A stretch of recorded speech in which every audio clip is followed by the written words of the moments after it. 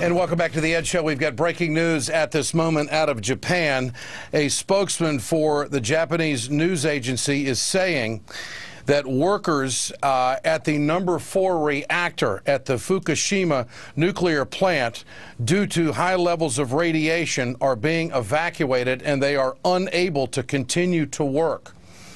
This is a major turning point. And we want to go now to Arjan Makhijani.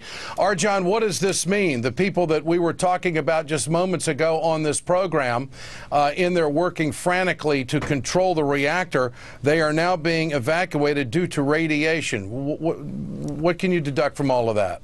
Well, you know, you need workers to keep, for some of these reactors, they're talking about using fire hoses to spray water into these spent fuel pools. They have to operate these pumps. Some of these things might operate for a little bit of time on their own, but with 4 reactors down and the need to pump cooling water, even the things that seem to be sort of under control, like the reactor vessel in number 1, risk getting out of control. As I was explaining, these are pressure cookers, and if you don't vent the steam periodically, then the pressure cookers will explode. The buildings, external buildings, the reactor buildings, are already gone. So it's a pretty grave situation. I'm not aware of whether they can operate these valves automatically and whether the control settings are good enough for them to do that. But from the way the accident has unfolded, it's very confusing, of course, for everyone, but it doesn't seem that control, to the extent that it exists, could last for very long if it is abandoned. If it's abandoned and it is out of control, what kind of explosion would we be looking at? Well, you know, as I said, the reactors themselves are like pressure cookers, and the steam will build up. It's got a lot of heat, and the reactors would explode, and you'd have a massive release of radioactivity because they would lose containment, and the buildings are already gone with the hydrogen explosion. There's additional radioactivity in the spent fuel pools, and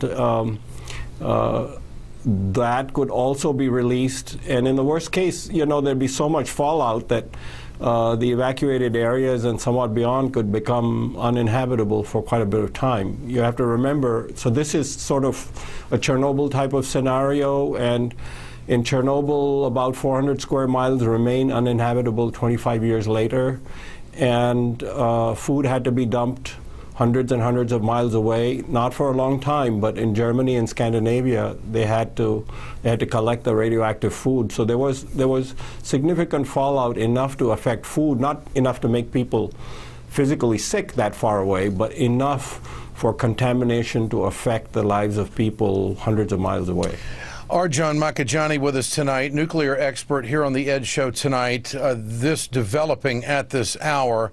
Japanese news agency reporting that workers at the Fukushima nuclear plant are being evacuated because they are unable to work due to the radiation levels and the risk that they are put at.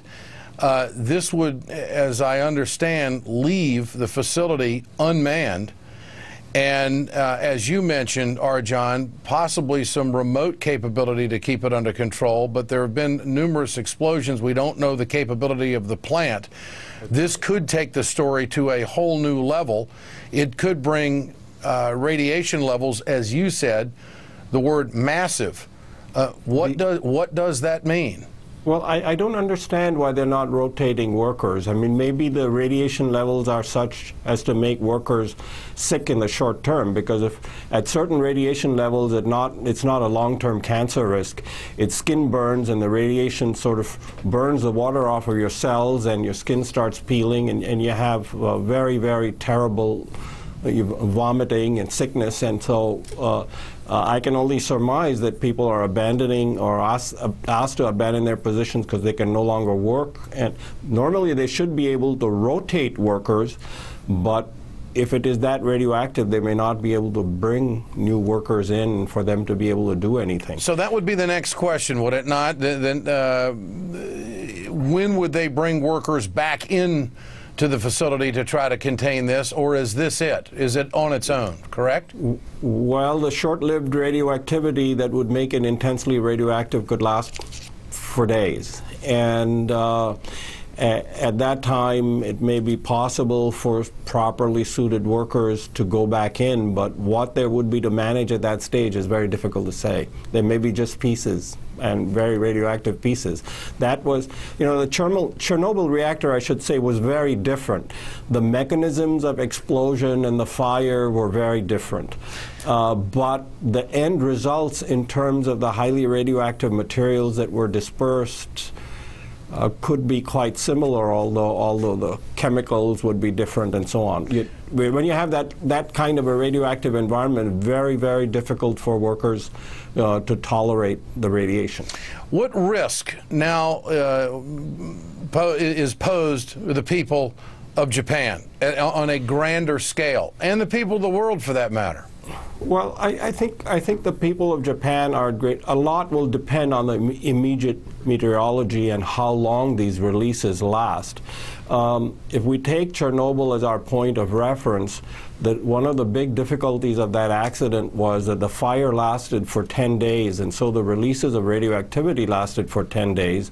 Now, the winds shift a lot over a 10-day period, and so it was dispersed in a lot of different directions. There were predominant directions toward the west, but it did disperse fairly widely across the 360 degrees.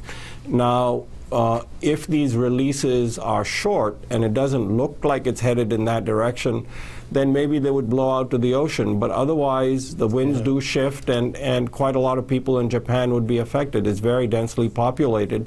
And as I was saying earlier, some elevated radiation levels can reach for hundreds of miles. And in Chernobyl, there was some global fallout, although it didn't affect us very much here in this country, I have to say. Aquatic life obviously would be affected as well if it goes out to sea. That's not good either way it goes. But developments at this hour, new developments.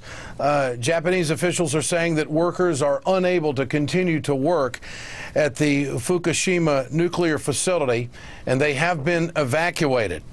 And so because of the radiation, and due to the radiation, the risk that is there, we don't know if they're going to be going back in or another crew going back in, but this is a big development this hour. Arjan Makhijani, thank you so much for joining us tonight on this again. Appreciate it. Well, I'm sorry to have participated in this very horrible news, but I'm happy to have been able to help.